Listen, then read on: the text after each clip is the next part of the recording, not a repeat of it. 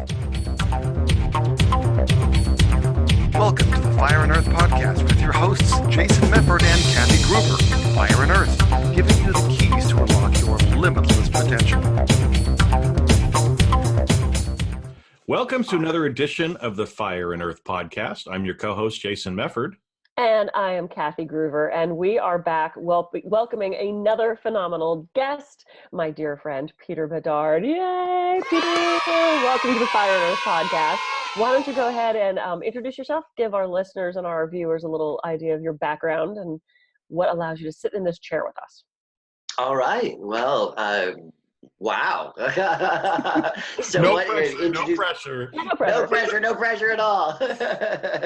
So my name is Peter Bedard, and I came to, I guess, be able to sit in this chair because I got slammed into the back of a semi-truck. So that's kind of where my whole story starts.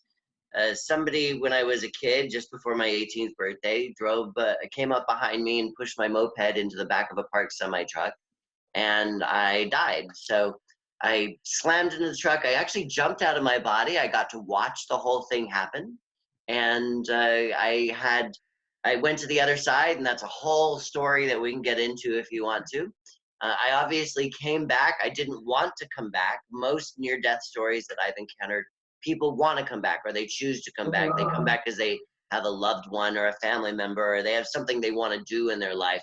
I came back because I was told I had to come back, and I was pretty pissed because I knew that being on the other side and observing what had happened to my body, I was very aware that it wasn't good. And I shattered my left knee. I cracked 5 vertebrae. I split my right wrist open. I lost all the nerves in this hand.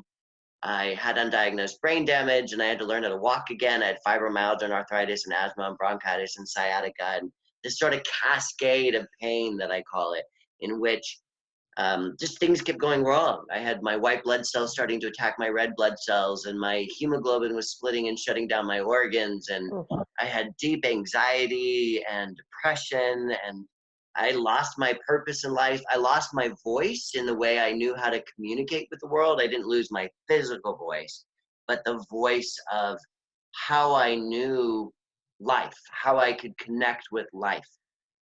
And at that time, I was a dancer, and I was discovered as a dancer, and my whole vision for life was that I was going to be a dancer. I was going to be a performer, and that was my trajectory. I was dancing at that time. I had gotten out of PE in school because I would go and dance for 4 or 5 hours a day, pretty much every day, and that was just a life that I was visioning for myself. And that was taken away from me. So I really didn't know how to exist in the world. So that led me on a whole journey of healing where the doctors were amazing at putting my bones back together. But after that, all they kept doing is offering me more surgeries and more drugs.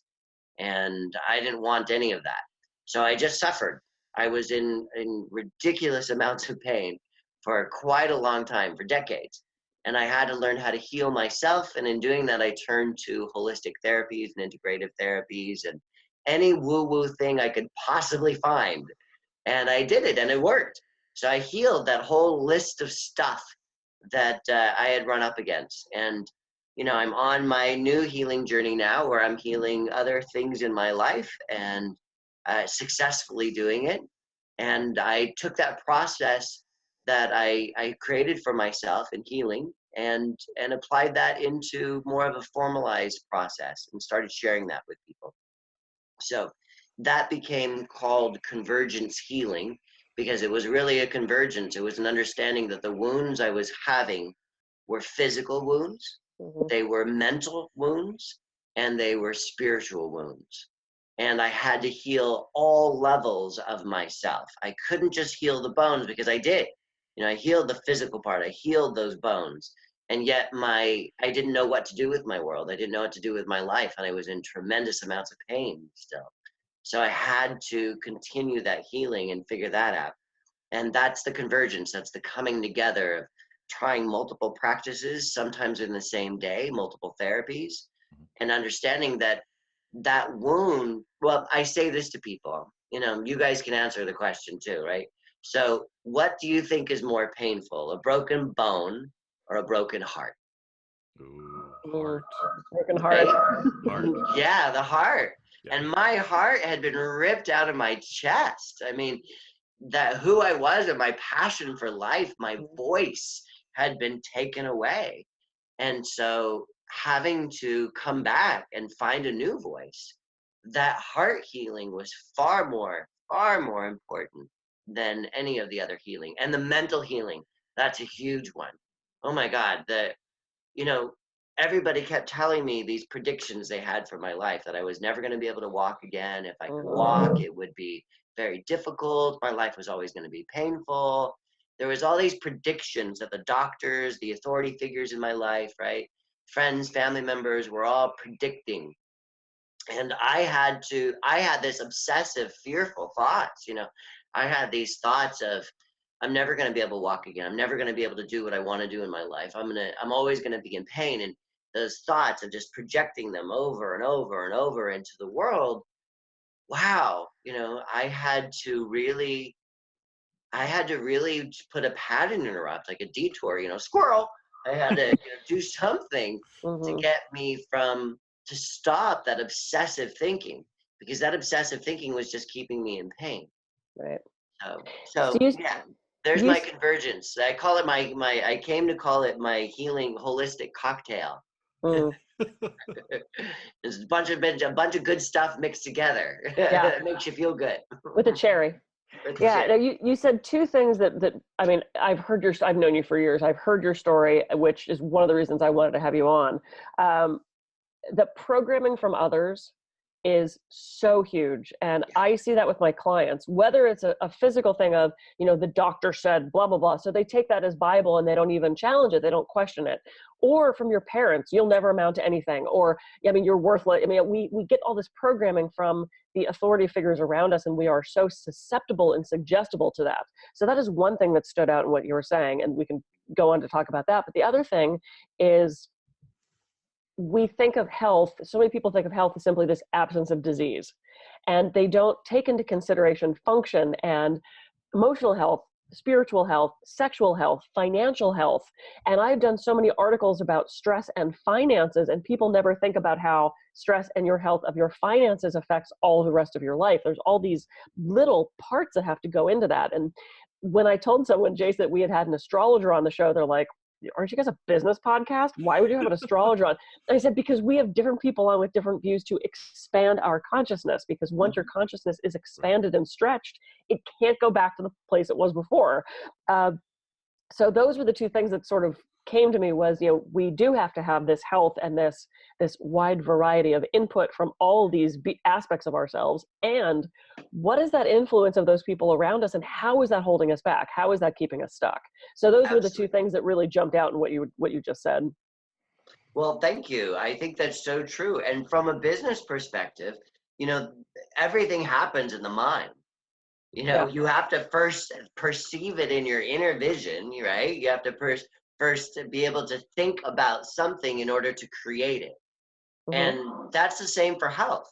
People think that, like, I love Robert Kiyosaki, right? Robert, he has that book, what is it, Rich Dad Poor Dad, right? Poor Dad, yeah. And I was reading his book going, oh my God, he's copying my work. Right, yeah.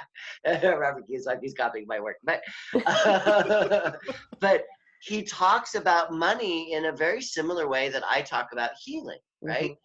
He talks about how you have to think something, right? T. Harv Eker, when he talks about money, I do the same thing. I mean, you have to bring that into your healing. And T. Harv has this thing that that I've done for years. And when I read his book, I was like, what the heck? Where you have to create a different thought pattern, and you have to create a different feeling pattern. T. Harv talks about in one of his books that what does he say? He's talking about, I think, when Halle Berry won the Oscar. And he was talking about how he was about to go on. He was in his hotel room. I'm probably going to get the story all wrong, but this is my recollection of it. And Halle Berry says something about the money didn't matter. Now, at that time, she broke the glass ceiling. She was the highest paid actor, not just highest paid female. She was highest paid actor right? And she's a woman of color, so she broke all these ceilings, right? Mm. And she said something in the Oprah interview about how that wasn't the big deal or something. And that set off, T. Harv talked about how that set off an old pattern that he wasn't even aware of. He had a judgment of her, and he caught himself. And he says, I can't go on the stage if I'm going to be, I'm telling people that they need to be aware of these things. They have to stop these things, right? And these thinking processes. And so he talks about how he made a physical change. He started jumping. For whatever reason, they gave him 2 twin beds, I guess, in the room. And he started jumping from one bed to the other and cheering her on. So he created a pattern interrupt that was mental, because he was cheering her on. Yay, go, right? All that type of stuff. You do it, you break that ceiling. Yeah, all that kind of stuff, right? And then he created a physical pattern interrupt to change that state of lack that he was feeling at that moment that was due to that old programming, right? That we have to do around health too. Yeah. It's huge to do it around money. And I think it's even bigger to do it around our health, right? Because money is something people can at least wrap their head around. A lot of time health, people can't see it. And I have the reverse. I can see healing far easier than I can see numbers in my bank account. So I've had to work on that. But it's easy to me to look at something and say, well, I can heal that. When a lot of people just sort of go, oh my God, what am I ever going to do? Is I ever going to, and the diagnosis, puts them into a whole pit. Well, and I think it's interesting too, because as we're talking about, like health, and it's more than just, like you said, absence of disease, right? It's about being a whole person. Yes. And I think, because like Kathy, to your point, when somebody said hip or astrologist, why would you bring them on? Kind of a thing. It's like, again, because you're trying to increase your consciousness. And what you find too is that things in our personal life show up in our business, and things in our business life show up in our personal life. And so again, it's all of us have wounds and scars and things from the past, right? I mean, obviously, Peter, yours were very, very physical, and years of physical stuff that you had to go through, but it was also, again, the spiritual, the emotional, everything else.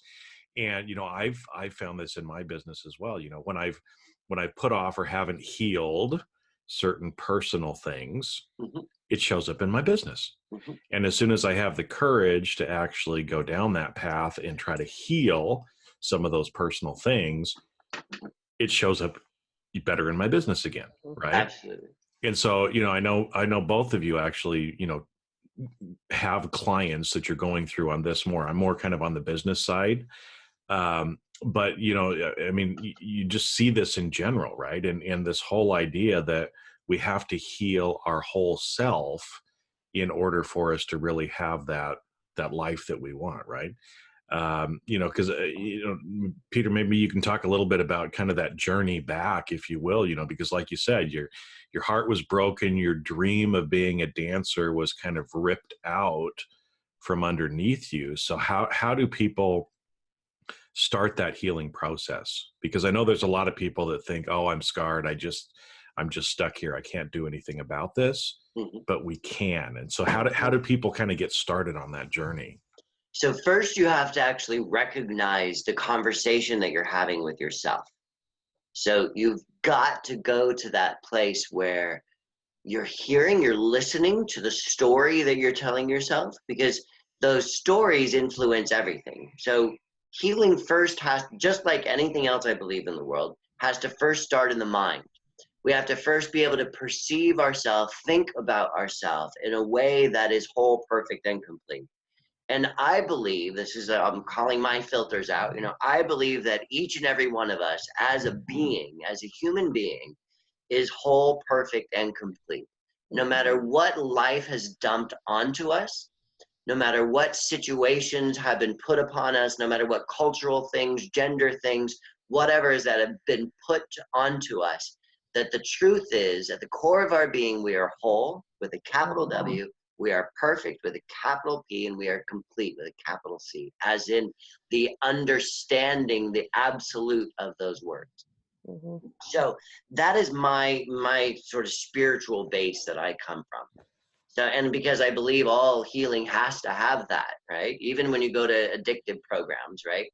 There's always, you have basic physical things you have to do, put down the drugs or the alcohol or whatever, do a pattern interrupt, stop the behavior. But you have to have it first occurring in the mind. And to know your truth of who you are, that the who you are, if whoever's listening right now, if they're suffering, take a moment, pause, step back, know that when you came into this world, you are, and always have been whole, perfect, and complete. There's just been a lot of shit dumped on top of you. And so we've got to get rid of that stuff. We have to let you kind of be revealed again as your truth.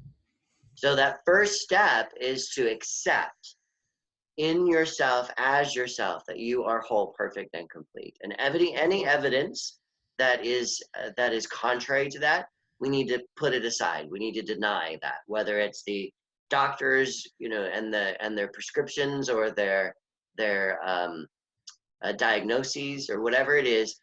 We have to come to a point where you as an individual, and I have nothing against allopathic medicine, but when they are predicting my life like they did for me, and they told me what my life was going to be like, that's not acceptable.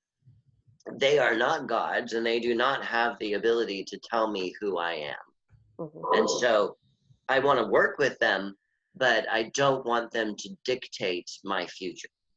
And so to reveal that truth that we are whole, perfect, and complete, and to actually start being able to witness that, to see that as best as possible, to give yourself a vision for yourself as that, to reveal that more in the world. That's a big part of the work that I do, to get people to start thinking about themselves in a way of possibility. So if somebody comes to me, I do a lot of addiction work, or somebody comes to me and they have tumors or something like that, my cancer clients actually taught me this. There's a phrase that we created, and it's called positive denial. And it's not ignorance. It's about saying, I get, this is what the doctor's saying, this is the blood work, this is even how I physically feel. And I don't want that to dictate my life anymore. So I understand the reality of the situation. I come into acceptance. I'm not going to resist it. I accept it completely. And now, because I'm in that place of acceptance, I can move forward. And I'm going to start creating a new reality for myself. Because people think that the reality is created through their past. That's how most of us live. And if the reality is continuing to be created through the past, I mean, this is a great business thing. For some reason, a lot of times with my clients, if I've had them for a while, I end up going into like a business coaching type of thing with them. Very odd. But to be able to look at something and be able to say, am I going to allow this thing to be a continuation of my past? Or am I going to make choices today that are in alignment with the future that I perceive for myself or that I want for myself? Right? Yeah. And so I start having to think and to feel in alignment with that new experience, right? With the thing that I want, the future that I'm holding out for myself. And that's big. My background is in, I have a master's degree in consciousness studies, it's sort of a science religion degree. It's like quantum theory with theology. And I don't think of myself as a quantum theorist, but one big thing I got out of my degree is I think reality happens when a thought and a feeling come together. Right? When that thought and a feeling come together, that's the moment that we actually create reality. Now, normally we have a thought, a fearful thought, and then we have a feeling of like a pit in our stomach, and that fearful thought and that pit in our stomach come together and create the reality that we don't want. Right? And that's habits, that's fear, that's the beliefs from the past, that kind of thing. But reality is being created in the same way.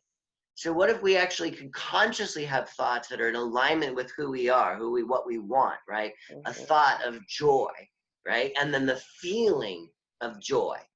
What is that feeling? Is it butterflies in your belly? Is it a stretching of your heart? And can those things come together? Because when they do, they create a whole different reality. Yeah. Well, I think it goes back to some of the stuff that I've heard before, like phrases like change your thinking, change your life, Absolutely. sort of thing, right? Because again, right, the thoughts that we're having about the conditions that we're experiencing lead to those particular feelings. So if you want different feelings that'll lead to different action, you got to change the thought, right? Yep. And I think this, because before we got started, you made the reference, before we started recording here, about forward motivation. And so it sounds like this is kind of where this comes in. That's a term that I haven't heard before. So maybe kind of talk a little bit about that, because as far as, people visualizing or trying to manifest things, a lot of that kind of goes back to those thoughts that we're having and trying to create certain feelings to draw things to us, to encourage us to take certain actions or not take certain actions as well, right? Like if we're trying to heal from an addictive behavior, we're trying to use some of those pattern interrupts to stop us from going back to the same thing. So how does forward motivation kind of fit in with all this stuff? And how do you kind of define or talk to your clients about that? Okay, well, there's two types of motivation, basically. There's what I call wedding dress motivation, which is an away from motivation, and there's forward motivation. So wedding dress motivation is the idea of, let's say I'm a little overweight and I want to be a particular size for my wedding dress, right? So I need to lose weight so I look good in my pictures. I need to lose weight so I look good in my pictures. So I start losing weight because I want to look good in my pictures. So I start losing weight, I start losing weight, I start losing weight because I want to look good in my pictures. I want to look good in my pictures. I have a belief about what being looking good is, and I want to lose weight. I want to lose weight. I look good in my pictures. I look good. I'm at the weight I want to be. I'm at the weight I want to be. I actually take my pictures, and now there's no more motivation.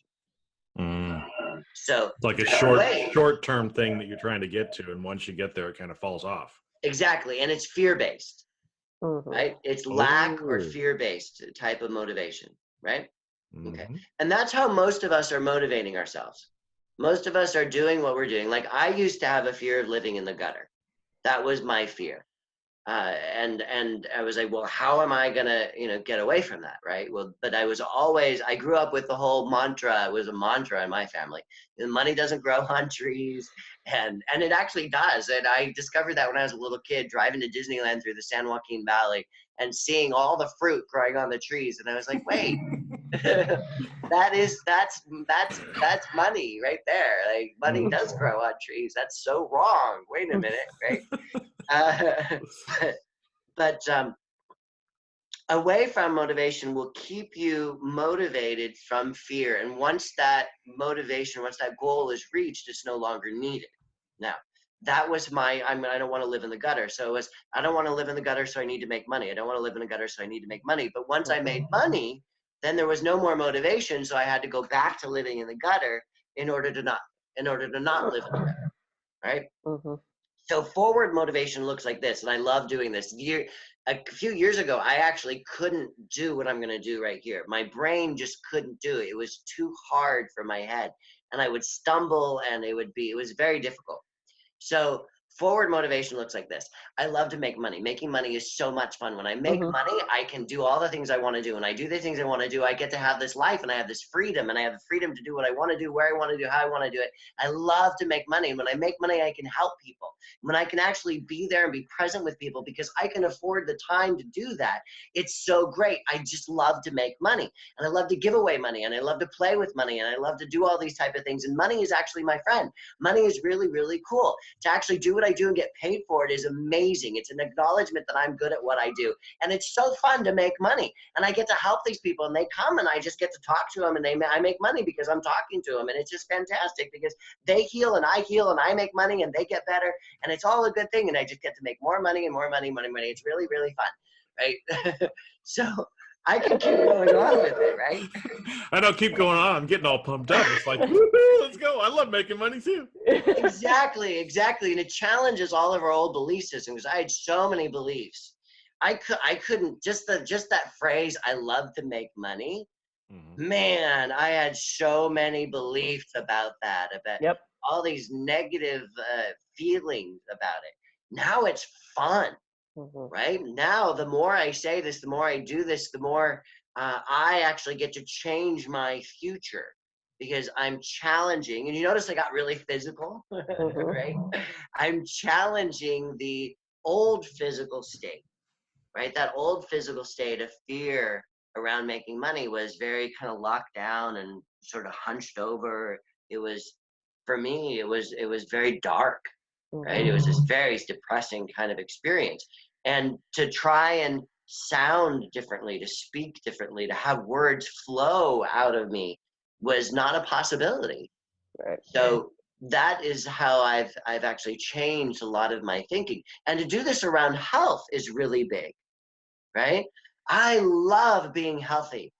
I love allowing my body to do its healing. I love giving my body the ability to actually grow and prosper and just fill out and to enjoy things. I love it. I love it. I love it. It's amazing, right? To be able to do that on a physical level, right? To be able to speak like that because it challenges all the opinions that we have about ourselves, the beliefs, the judgments about our bodies, about what people told us about our bodies, right? All of that type of stuff. So to be able to do that is a part of the healing process. Yeah, absolutely. And it's also part of that moving forward process. And two things that, and we're almost out of time because this is what happens. But two things that you said struck me because I always hear two things apparently. One is I see so many people and I hear so many of my clients going, well, I got to go do this thing and I got to do this job. And, they get really down about this future thing. And it's like, okay, well, you have to go do that thing. So why don't you get excited about it? And this year for July 4th, I got to help out doing all the pyrotechnics for Dodger Stadium's fireworks. It was a blast, no pun intended. But it was, I knew it was going to be hot. I knew it was going to be a hard day of work. And I could have been like, oh, I got to go do this thing. And I was so pumped about it. I get to go do this thing. And I was so excited. You could do that about anything, whether it's dinner with the in-laws or the long drive for Thanksgiving dinner. Why not get excited about it? And that shifts your entire focus.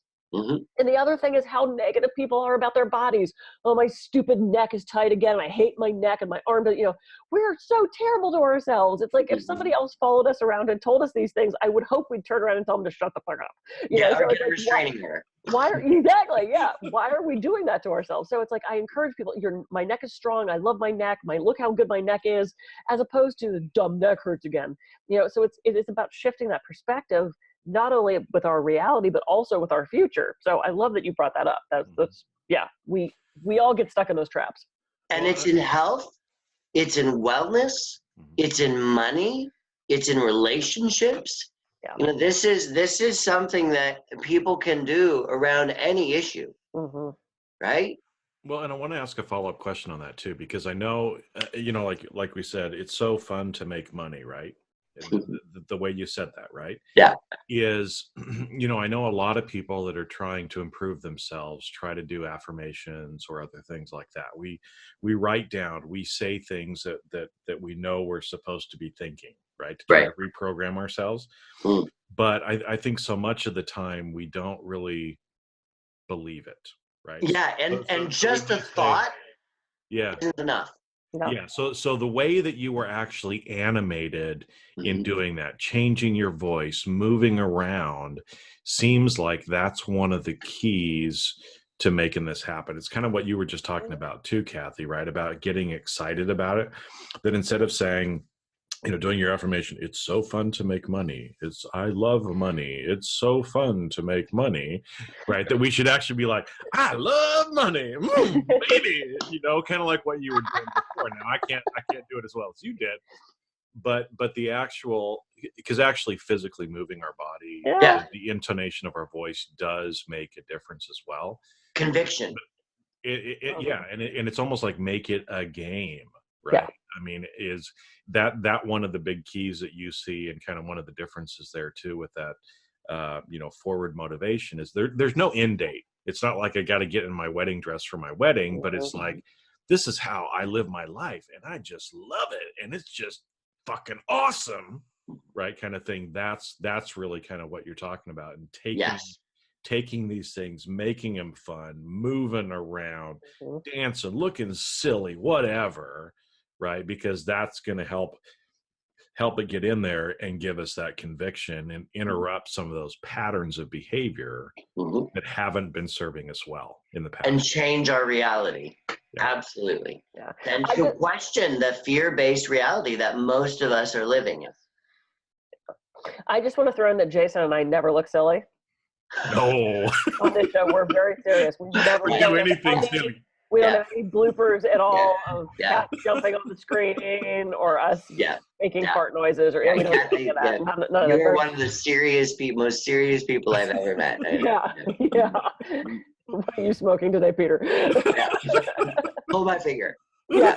And, oh God. And on that note, we need to wrap up. So, Jason, anything you want to, I mean, this of course has flown by. It's been awesome. Anything you want to add, Jason? We'll toss it back to Peter to close us out. No, I mean, I just thank you, Peter, for this because actually watching you do that animatedly kind of, it puts something together for me, right? I mean, it's like we hear these things all the time. I love Brian Tracy, and I've done some stuff with him. And I remember, one of the things that he always said, and I kind of thought it was a little goofy, right? At first, but he used to say, one of the things that I've learned that's helped me the most is to just say, I like myself. I like myself. I like myself.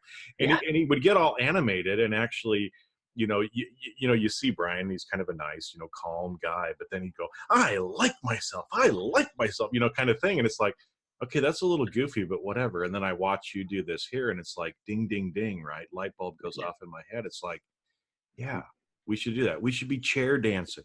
We should be doing the booyah, whatever, right? Kind of thing. Because that's not that we're ever silly or do those kind of No. But that is going to help make that difference so that we can really move forward and be excited about the future. And the way we get excited about the future is we got to be excited about it now, right? And so I really appreciate you actually, doing that, modeling that for people. So hopefully, again, to me, that was one of the big takeaways from today. So hopefully the listeners are getting that too. Just be a little crazy, sing it out, dance it out, do whatever, do kind a of freaking mime. Who cares? Yeah. Get puppets. Blah, blah, blah, blah, blah, blah, blah, blah, blah. Yeah, no, we're not silly at all. Not very serious, sir. That's funny. All right, Peter. I know you have your first book, which I have, which I was going to grab, but it's not within reach because it's right. I can see it. But tell us about your first book, and then I know you have a new one coming out, and your website and all that good stuff, and how people can get a hold of you.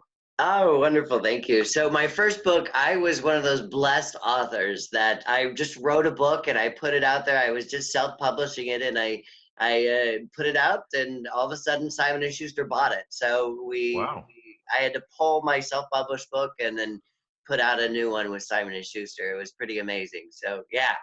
So we launched an imprint with Simon & Schuster called Enliven, and it's called Convergence Healing. Healing pain with energetic love. Convergence Healing, healing pain with energetic love. And it's been great. The book has done really well. It's still available. You could still find it on Amazon and iTunes and Kindle and all that type of stuff. There's also an audio version. You can get an Audible. I get to read the audio version for the book, which was really sweet. fun. And then this next book is actually a very small little book. It's a book that I wanted to put out that's just a few chapters. And it's a very concise sort of way of healing. It's my method applied to different concepts, whether that's anger or being an empath, or whether it's a tumor and anxiety or addiction issues. I take my practice and the work that I do, this convergence healing work, and I give you just a few pages of, hey, think about this, look at this, and try this. It's kind of a teaser type of book, and anybody can get one if they want. I'm going to be giving them away. If they go to the convergencehealing.com website, sign up for my email list, put a little note, free book, and I will actually send you that book as a PDF file when the book comes out. So yeah, you guys want a free copy of it's called Suffering Succotash: How to Gain from Your Pain, a simple guide for healing. Yay. Oh, good. Well, we will send everyone there. We'll put that in the show notes. We'll put your book cover up kind of right about here somewhere when we put this all together. And this has been an awesome show. I'm so excited. Of course, it flew by. We're actually over time, but whatever, it's our show. We can do whatever the heck we want. I'm Kathy Groover, and I can be reached at kathygruver.com. And I'm Jason Mefford. I can be reached at jasonmefford.com. So go out, heal yourself, do some funny, silly things, and move forward. Have that forward motivation so you can make the rest of your life exactly the way you want it to be. And we'll catch you on a future episode of the Fire and Earth podcast. See ya. See ya.